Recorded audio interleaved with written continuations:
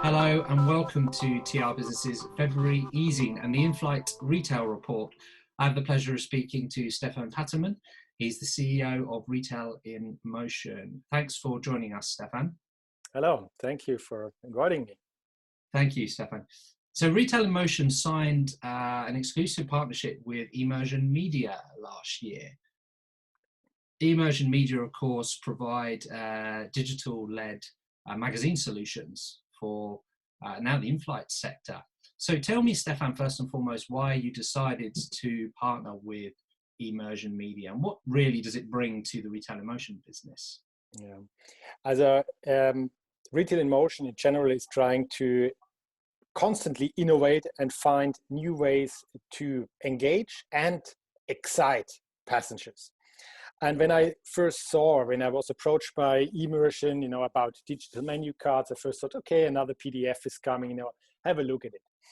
And when I had the first 10 minutes with these guys on a video call, it was during the pandemic already, I immediately recognized how groundbreaking that innovation is in terms of disrupting, how magazines in the in-flight space, not only boutique magazines or food and beverage magazines or general in-flight magazines are made, but how to engage with the passenger entirely, so that content is not static anymore.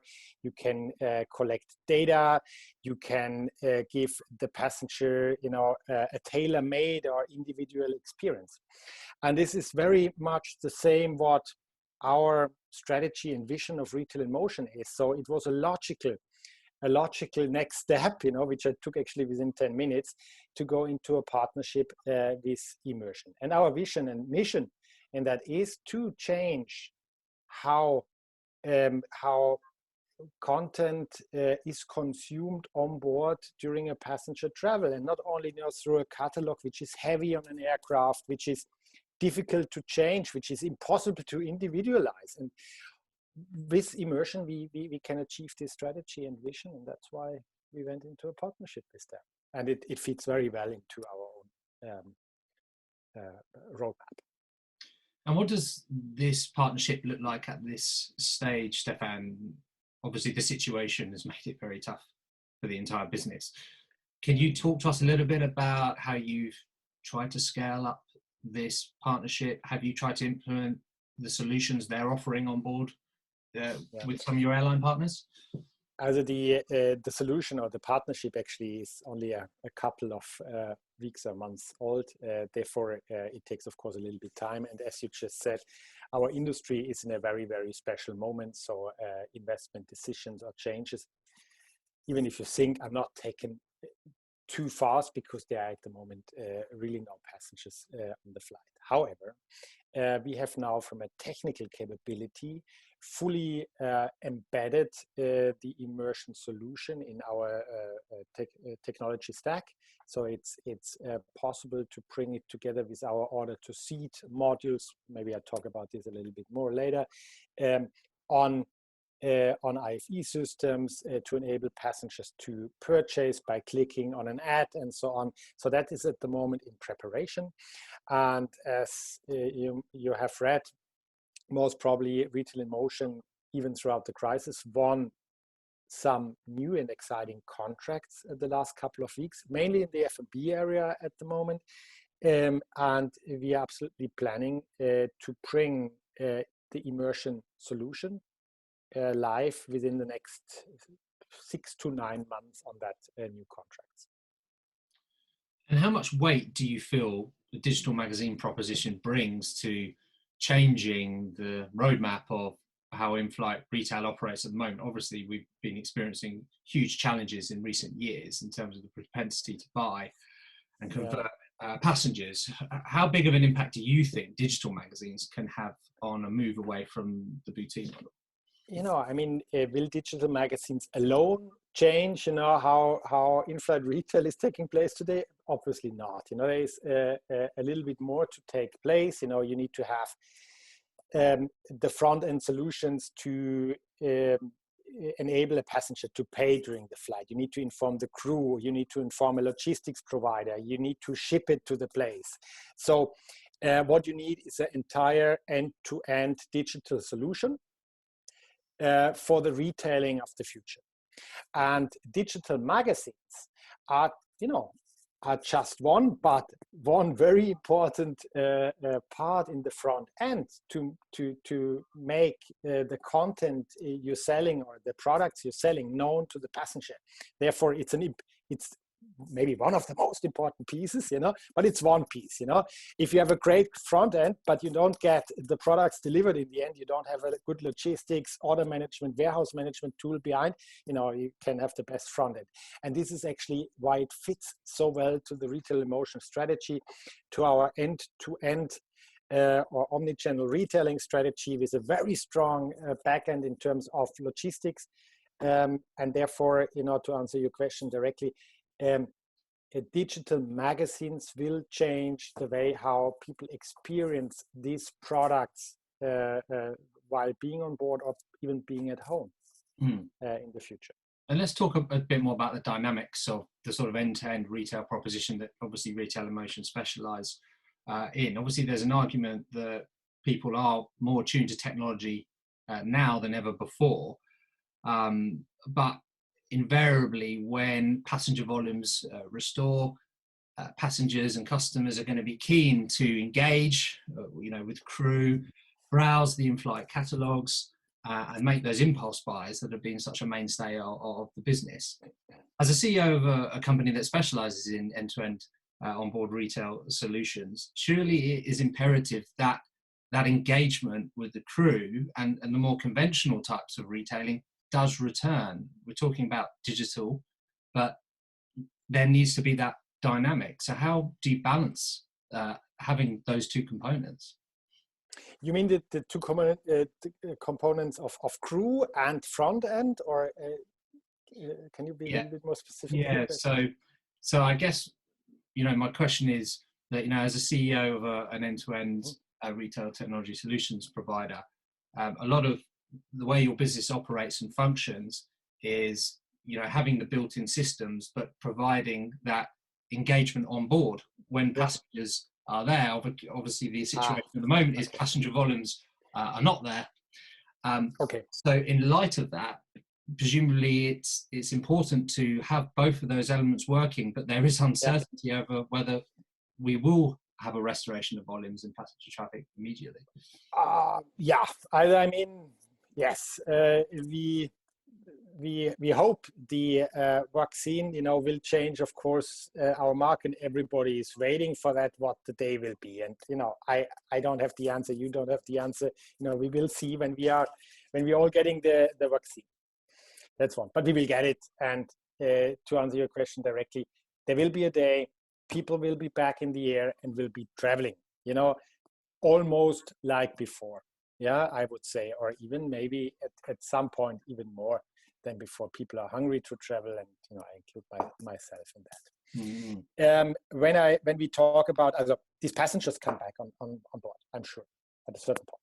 Don't know what day, but people's habits and needs in terms of buying behavior, you said before, impulse buying and so on, and what they expect in terms of a fulfillment service and the transparency they will have changed by that day. I'm pretty much sure. And we saw that during the recent years already, in how in-flight retailing, especially in the boutique duty-free arena, has changed. And therefore, we in Retail inMotion believe and have built our strategy in that direction, that we want and will become the omni-channel retailing provider in terms of technology, who helps solving that problem. So having said that, our strategy is to engage with the passengers throughout the whole journey. And you mentioned the crew before in your question. In the past, somebody went through the aisle, you had 1 minute to buy something, and then people were gone and the opportunities were gone. Our strategy is, be it duty-free products, but also food and beverage, to engage with the passengers throughout the whole travel through the different channels they have you have, for example, the airline have huge amount of data to contact the passengers. They have a lot of touch points before the flight through check-in, booking of the flight, some mailings which take place at the airport, check-in again, going to the flight and so on. And then the biggest opportunity, you're sitting in your seat for 3 hours, 4 hours, and you're sometimes quite bored during that time. So our solutions enabling the passenger to engage with us, or we engaging with the passenger, bring the content to them. And one very important module is the Retail inMotion order to seat module.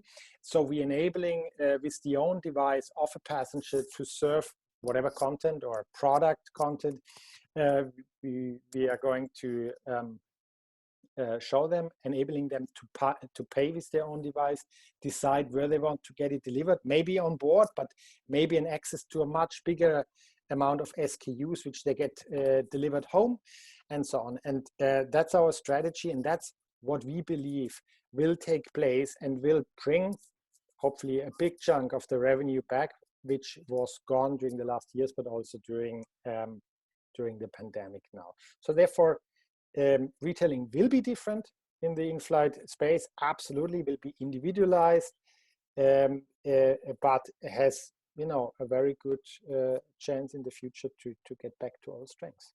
Do you just continue that point, Stefan? Do you think there'll be big changes in the way that you procure and manage the inventory that you hold and the relationships you have with your partners, including duty-free suppliers, in executing a proposition that is relevant, but also enables that sell-through in a way that it did in the past? For sure. As I think, there will emerge far more partnerships in the future, and there need to be more partnerships. In the past, it was very one-dimensional what took place. There was airport retailing, then you went on flight, there was in-flight retailing with a very small assortment. And, the home delivery part was more or less not existing in the past. So what our task will be, and the expectation of passengers, that these dots are much more connected through an entire landscape. So having talked about, partners and the guys who are delivering products and warehouse them and so on, absolutely, there will partnerships emerge. An in-flight retailer like Retail inMotion will not be able to store 10,000 SKUs on its own. And we don't want that, I mean, there are great companies who are much better than we in this kind of thing. So we are open in partnerships for that, and we believe in partnerships which will enable better experience in the future and much more capabilities. And that's the way I think this will go. Partnerships between airport, airlines, retailers, digital providers, and we are open for that. So if anyone wants to contact me, I'm open for that. I'm sure they'll be interested, Stefan. Let's move to the here and now. Obviously, Retail inMotion has been remarkably busy of late. You touched on it at the start. In the last few months, there's been a few partnerships. You've invested in research and development, Dublin. You have the 5-year agreement with Frontier Airlines, and the new onboard retail concept that you're developing with Lufthansa. So maybe let's take a couple of those first of all. The development with Lufthansa to work alongside them on a new onboard retail concept. Tell our viewers a little bit about how that's progressing and what they can expect. Yeah, as we were quite busy, as you said. That was not the beginning of the pandemic. We were all unsure in what direction we go. That has completely changed in late summer 20. Retail inMotion became quite busy, and we have a couple of really exciting startups which we are launching very soon. You mentioned the Lufthansa one, but it's not only Lufthansa, it's the whole Lufthansa group. It's Austrian, Swiss, and Lufthansa itself who are going to a buy on board program with some complementary elements in the future. What is important for us there is what we call premium retailing.